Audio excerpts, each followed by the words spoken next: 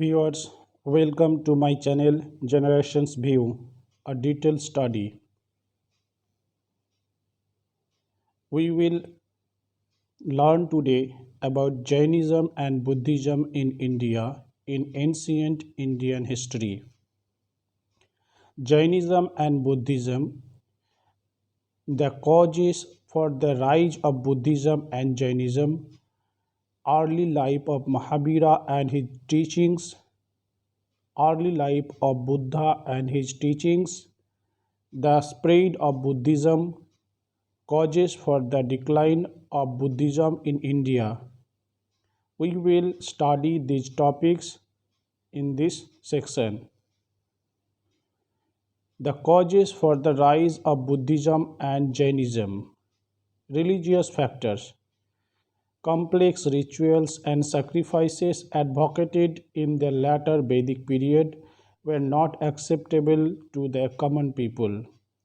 Here, latter Vedic period, which started from around 1000 BC and ended around 500 BC, this period called latter Vedic period, and in this period, various complex rituals and sacrifices were advocated in the religion. Number two, the sacrificial ceremonies were also found to be too expensive. These ceremonies will also be very expensive. The superstitious belief and mantras confuse the people. That belief and mantras confuse the people, not help them to get salvation. The teachings of Upanishads, an alternative to the system of sacrifices, were highly philosophical in nature and therefore not easily understood by all. What was teaching of Upanishad was very much philosophical, not practical at all, and common people did not understood that. Therefore, what was needed in the larger interest of people was a simple, short, and intelligible way to salvation for all people. So, people needed a simple, short, and intelligible way for salvation. Such religious teachings should also be in a language known to them, and these teachings should also be in a language known to them, which in the case of Buddhism it was Pali. This need was fulfilled by the teachings of Buddha and Mahavira.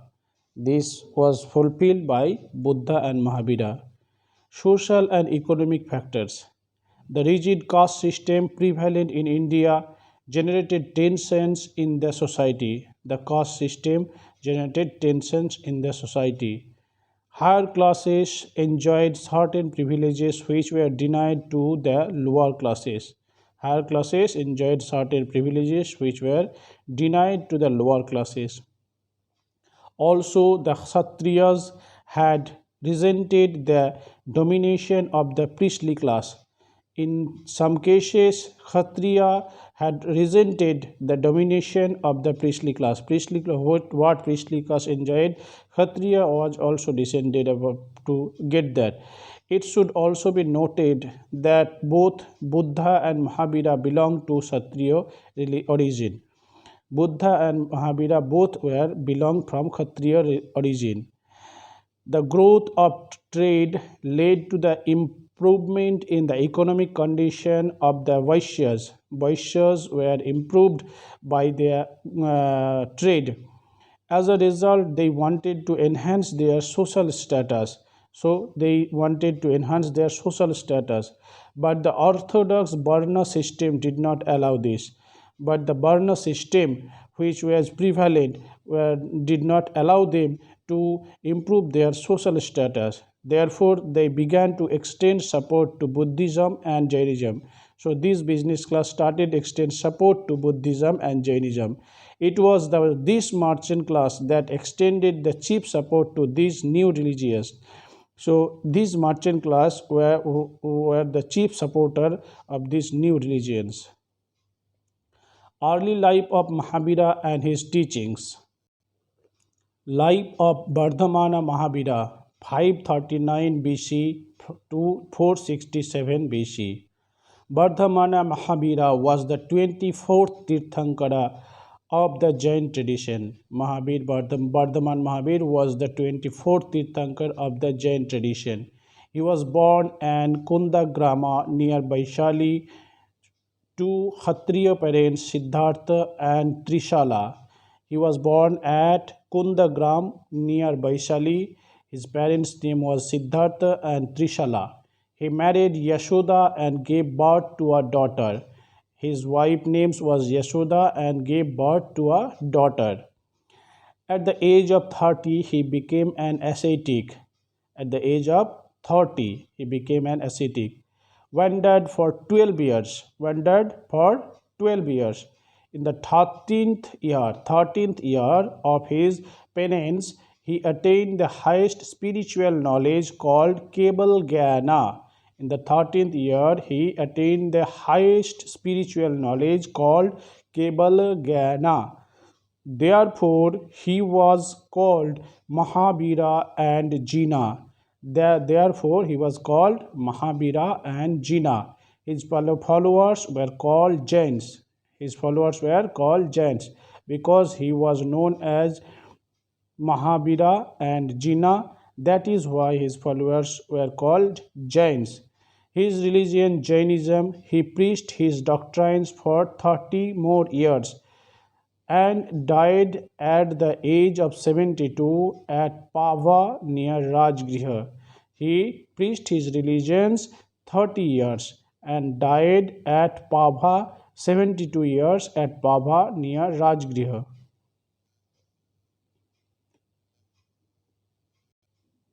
Teachings of Mahavira. The three principles of Jainism, also known as three Ratnas, the three gems, are right faith, right knowledge, right conduct. Three principles of Jainism: right faith, right knowledge, right conduct. Right faith is the belief in the teachings and wisdom of Mahavira. Right faith is the belief in the teachings and wisdom of Mahavira. That is the right faith. What is right faith? Right faith is the belief and in the teachings and wisdom of Mahavira. Right knowledge is the acceptance of the theory that there is no God and that the world has been existing without a creator and all the objects possess a soul. Right knowledge. What is right knowledge? There is no God and the world has been existing without a creator and all the objects possess a soul. That is right knowledge. What is right knowledge? There is no God and the world has been existing without a creator and that all objects possess a soul. Right conduct refers to the observance of five great vows. Right conduct refer observance of five great vows. What is five great vows? Not to injure life, not to lie, not to steal, not to injure life, not to lie, and not to steal. Other two, not to acquire property and not to lead immoral life. Both the clergy and laymen had to strictly follow the doctrine of ahimsa. Both the clergy and laymen, common people and clergy, both had to strictly follow the doctrine of ahimsa. Mahavira regarded all objects, both animate and inanimate, have souls and various degrees of consciousness. Mahavira regarded all objects, both animate and inanimate, have souls and various degrees of consciousness. They possess life and feel pain when they are injured. Mahavira rejected the authority of the Vedas and objected to the Vedic rituals. Mahavira rejected the authority of the Vedas and objected to the Vedic rituals. So that was the reason these religions were accepted. He advocated a very holy and ethical code of life. He advocated a very holy and ethical code of life. Even the practice of agriculture was considered sinful, as it causes injury to the earth, homes, and animals. Even the practice of agriculture was considered sinful as it causes injury to earth, homes, and animals. Similarly, the asceticism and renunciation were also carried to extreme lengths by the practice of starvation, nudity, and other forms of self-torture. In Jainism, there is much more tough rituals, not self-tortured salvations, which was uh, nudity, starvation, dying by starvation, like that. So, doctrine of asceticism and renunciation was also carried in extreme lengths. Spread of Jainism. Mahavira organized the Sangha to spread his teachings.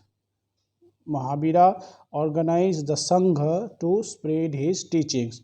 He admitted both men and women in the Sangha. So, in the Sangha, both men and women were present, which consisted of both monks and lay followers. The rapid spread of Jainism was due to the dedicated work of the members of the Sangha. So, the spread of Jainism was due to the dedicated work of the members of the Sanghas. It spread rapidly in Western India and Karnataka. So, it spread rapidly spread in Western India. Western India means that Gujarat, Maharashtra, that part is Western India, and in Karnataka. So, Karnataka is the state in South India where Jainism were spread. Chandragupta Maurya, Kharvela of Kalinga, and the royal dynasties of South India, such as the Gangas, the Kadambas, the Chalukyas, and the Rashtrakutas, patronized Jainism. Chandragupta Maurya, Kharvela of Kalinga, and the royal dynasties of South India, such as the Gangas, Kadambas, Chalukyas, and Rashtrakuta, patronized Jainism. Conflict in Jainism. By the end of the 4th century BC, there was a serious famine in the Ganges valley.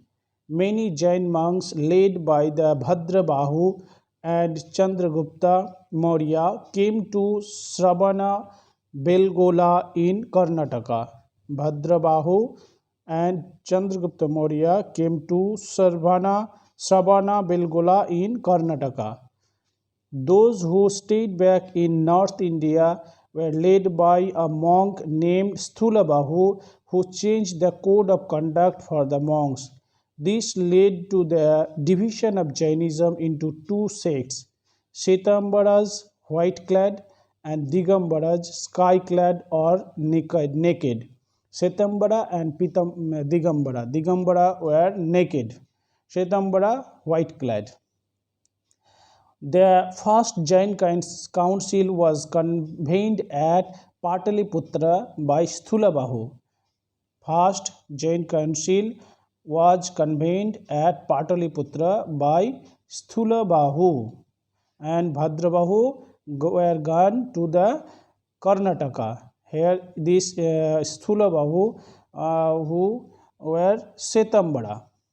So the first Jain council was convened at Pataliputra by Sthulabahu, the leader of Digambara. Sthulabahu, the leader of the Digambaras, naked, in the beginning of the 3rd century BC. 3rd century BC. The second Jain council was held at the Valavi in 5th century AD. Matlab means after AD is Common Era, 5th century AD. So it is after 800 years. So first Jain council was convened at Pataliputra by Sthulabahu, the leader of Digambaras. Digambaras are the sky-clad or naked. So Sthulabahu convened the first Jain council at Patalipitra, and Sthulabahu was the leader of the Digambaras. Digambaras are naked or sky-clad. It was begin at 3rd century, and after that, after 800 years at 5th century, 5th CE, Common Era, the second Jain council was held at Balavi. Balavi. The final compilation of Jain literature called 12 Angas was completed in this council. Final compilation of Jain literature called 12 Angas was completed in this council. So compilation of Jain literature was completed at 5th century Common Era. Now Buddhism, life of Gautam Buddha, 567 BC to 487 BC. Life of Gautam Buddha, 567 BC to 487 BC. So what was the lifespan of Mahavira? 539 BC to 467 BC. 539, and Buddha 567 BC. Gautama or Siddhartha, the founder of Buddhism, was born in 567 BC. Born on 567 BC in Lumbini garden near Kapilavastu. Lumbini garden near Kapilavastu. His father was Shuddhodhana of the Sakya clan. His father was Shuddhodhana of the Shakya clan, and mother Maya Devi. Maya Devi. As his mother died at childbirth, he was brought up by his aunt Prajapati Gautami. He was brought up by his aunt Prajapati Gautami, as his mother was died during the childbirth. His mother's name was Maya Devi, and his father was from Shakya clan, Shakya Gotra, Shakya clan, and his father was Shuddhodhana. At the age of 16, he married Yashodhara and gave birth to a son, Rahula. He married Yashodhara and gave birth a son, Rahul. The sight of an old man, a deceased man, a corpse, and an ascetic turned him away from worldly life. The sight of an old man, a deceased man, a corpse, and an ascetic turned him away from worldly life. He left home at the age of 29. He left home at the age of 29 in search of truth. He wandered for 7 years and met several teachers but could not get enlightenment. He wandered for 7 years and met several teachers but could not get enlightenment. At last he sat under a Bodhi tree at Bodh Gaya. He sat under a Bodhi tree at Bodh Gaya and did intense penance. After which he got enlightenment or nirvana. After which he got enlightenment or nirvana at the age of 35. Since then he became known as the Buddha or the enlightened one. So he got enlightenment at the age of 35. At the age of 35 at Bodh Gaya. After that he was known as Buddha. He delivered his first sermon at Sarnath near Benares, and for the next 45 years he led the life of a preacher. First sermon was at Sarnath near Benares. And next 45 years he led the life of a preacher. He preached his religion about 45 years. He died at the age of 80 at Kushinara. So Mahavira died at 72 and he died at 80.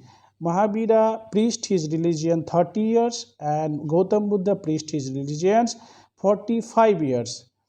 The most important disciples of Buddha were Sariputta, Moggallana, Ananda, Kashyapa, and Upali. Kings like Prasenjit of Koshala and Bimbishar and Ajatasattu of Magadha accepted his doctrines and became his disciples. Buddha, in his lifetime, spreads his message far and wide in North India and visited places like Banaras, Rajgriha, Sravasti, Vaishali, Nalanda, Pataligrama, etc. It should be noted that he did not involve himself in fruitless controversies regarding metaphysical questions like God, soul, karma, rebirth, etc. So, this is important. He never involved himself fruitless controversies like what is God, what is soul, what is karma, rebirth, what preachers were generally asked, but he never answered these questions like what is God, soul, karma. This metaphysical question he never answered. Rather, he concerned himself with the practical problems and confronting man. So, he resolved practical problems, not metaphysical questions. Teaching of Buddha. Four noble truths of Buddha are: the world is full of suffering, the world is full of suffering, the cause of suffering is desires, the cause of suffering is desire. The world is full of suffering and the cause of suffering is desire. If desire are get rid of, suffering can be removed. So if there is no desire, there is no suffering. That is, this can be done by following the Eightfold Path. So, desire can be diminished by the Eightfold Path. What is the Eightfold Path?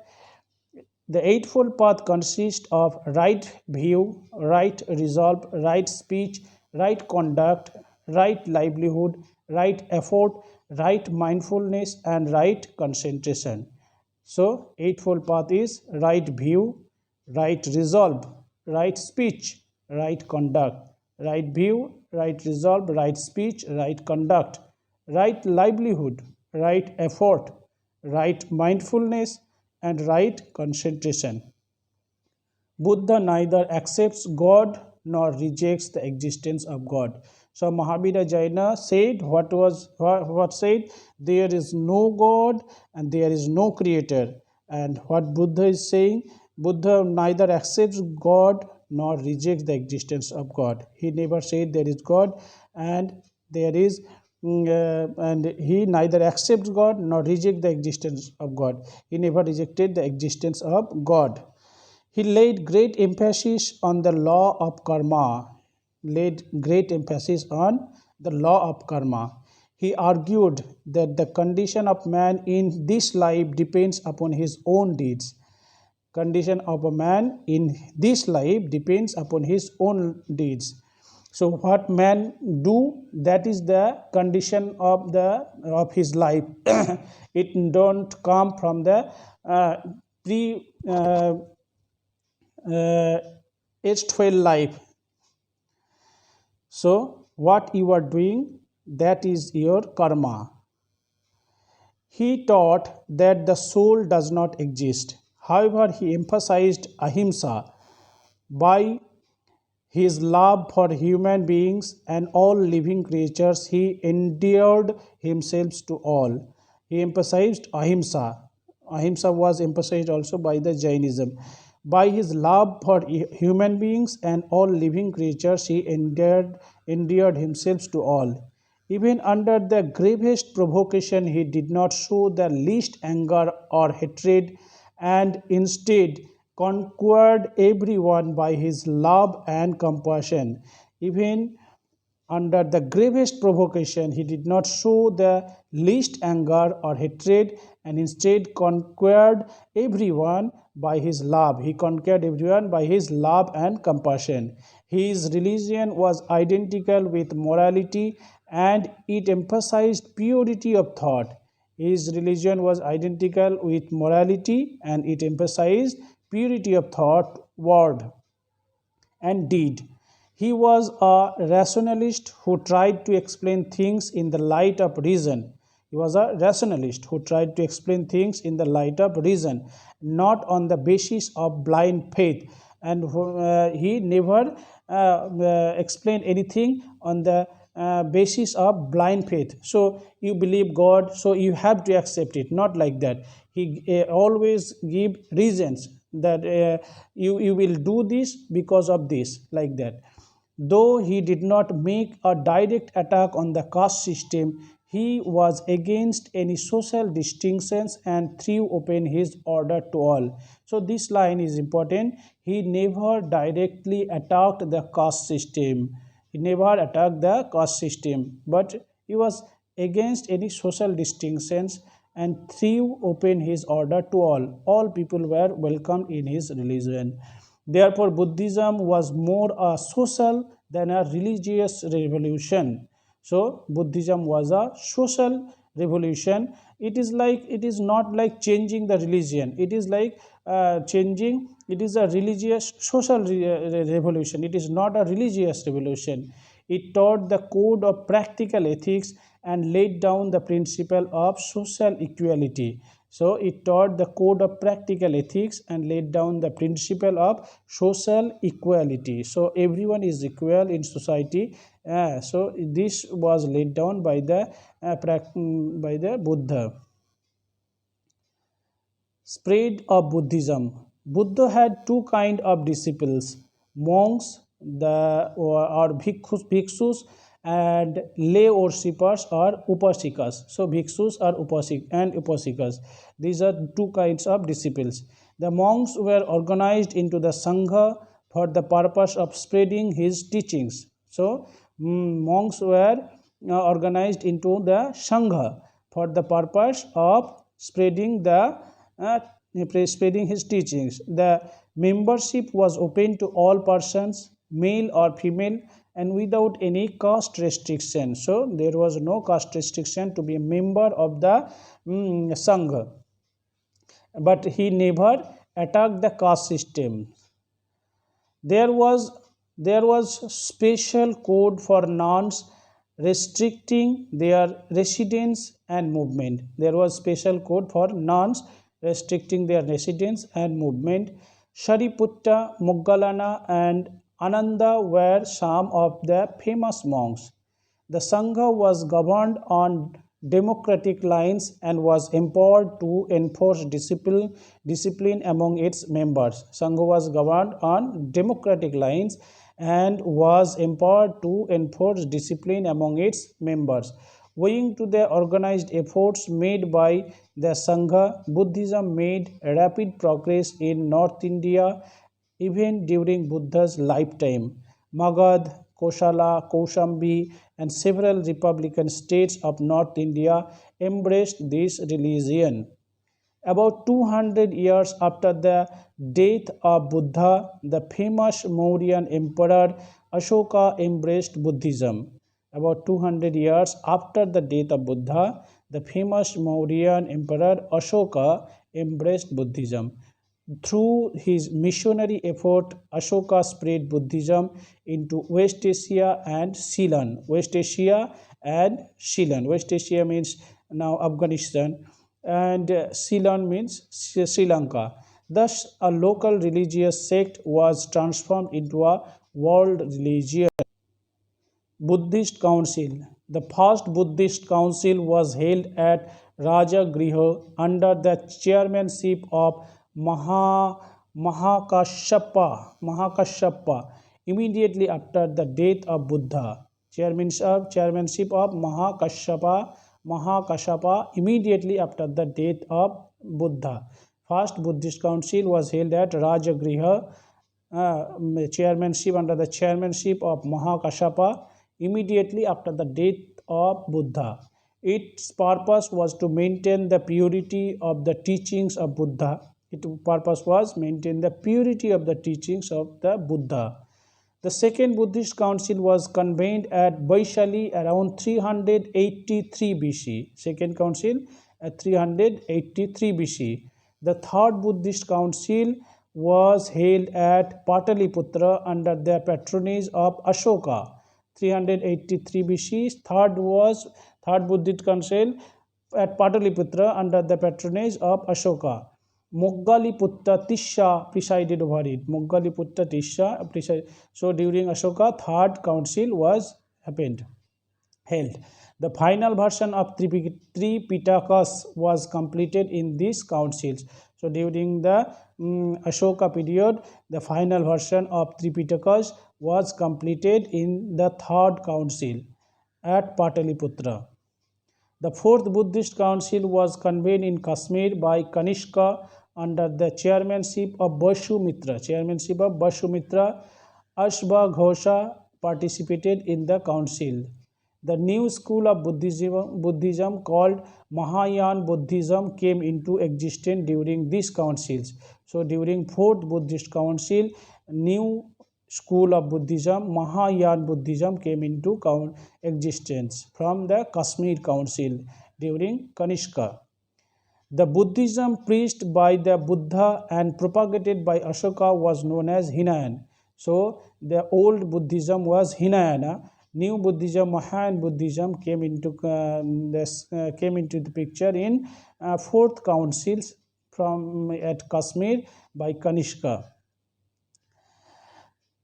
The Buddhist texts were collected and compiled some 500 years after the death of the Buddha. Buddhist texts were collected and compiled some 500 years after the death of the Buddha. So in Jainism it was after 800 years, and in Buddhism it was after 500 years. They are known as the Tripitakas, namely the Sutta, Vinaya and Abhidhamma Pitakas. So three Pitakas, Sutta Pitaka, Vinaya Pitaka and Abhidhamma Pitakas. They are written in the Pali language. Causes for the decline of Buddhism in India. The revival of Brahmanism and the rise of Bhagavatism led to the fall of popularity of Buddhism. So revival in the urge to revival of Brahmanism and Bhagavatism, this urge and this led to the fall of popularity of Buddhism. So Brahmanism again came back. The use of Pali, the language of the masses, as the language of Buddhism was given up from the 1st century AD. So at 1st century AD, the Pali language was given up as the language of Buddhism. So this was the given up and Sanskrit was taken.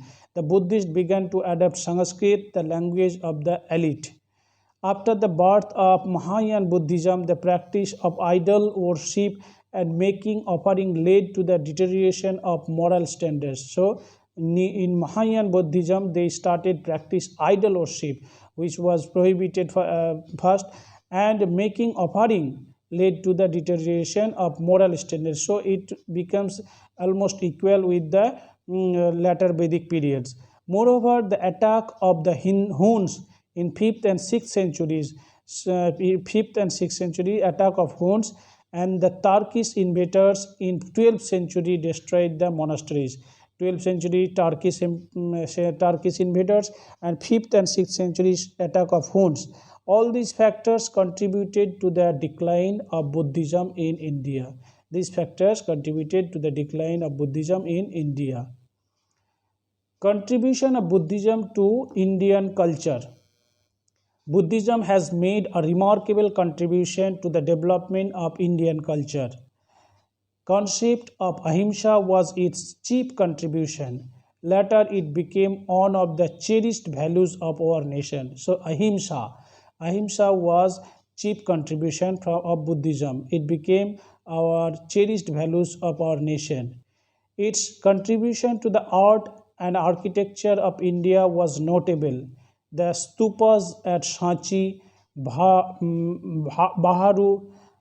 Bharut and Gaya are wonderful pieces of architecture. Stupas at Sanchi, Bharut and Gaya are wonderful pieces of architecture. Buddhism takes the credit for the Chaityas and Viharas in different parts of India.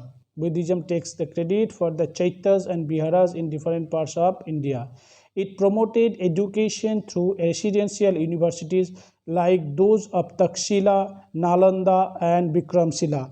So, it promoted the education through residential university like Takshila, Nalanda, and Vikramshila. The language of Pali and other local languages developed through the teachings of Buddhism.